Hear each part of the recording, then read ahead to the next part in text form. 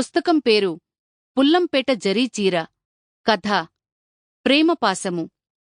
రచయిత శ్రీపాద సుబ్రహ్మణ్య శాస్త్రి. ప్రేమపాసము. బంగారమ్మ చిన్నపిల్ల, 11 సంవత్సరములుండవచ్చును. కానైతే అది పెండ్లియీడే.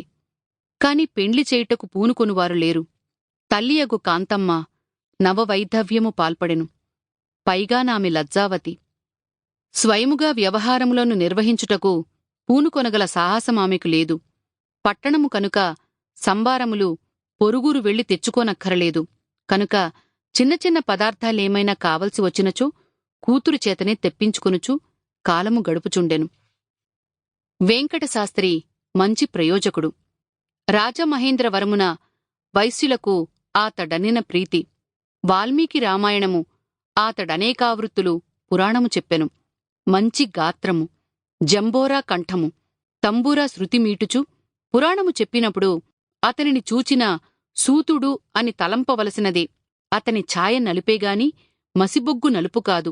35వ సంవత్సరమున నాతడు కాలగతి పొందెను. అతనికి బంగారమ్మ యొక్కత్తియే కూతురు.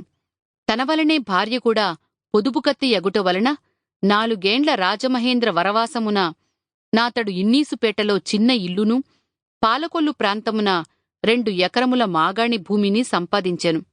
ఆ వసతి కాక ఎప్పటికప్పుడే స్వయంపాకములు వగైరాలు విశేషముగా వచ్చుచుండెను.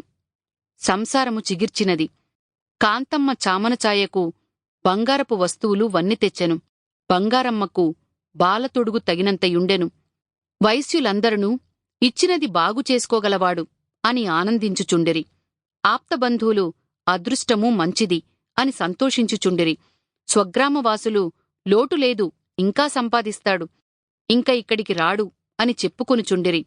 కాని రాజమహేంద్రవరమున వైదిక వృత్తి చేసుకునివారు కొందరు, చాలా కాలము నుండి పురాణము చెప్పుచుండువారు కొందరు, ఎన్నాళ్లు వెలగాలో వెలగనీయండి, నడిమంతరపు సిరి నిలవదయ్యా అని అసూయపడుచుండెరి.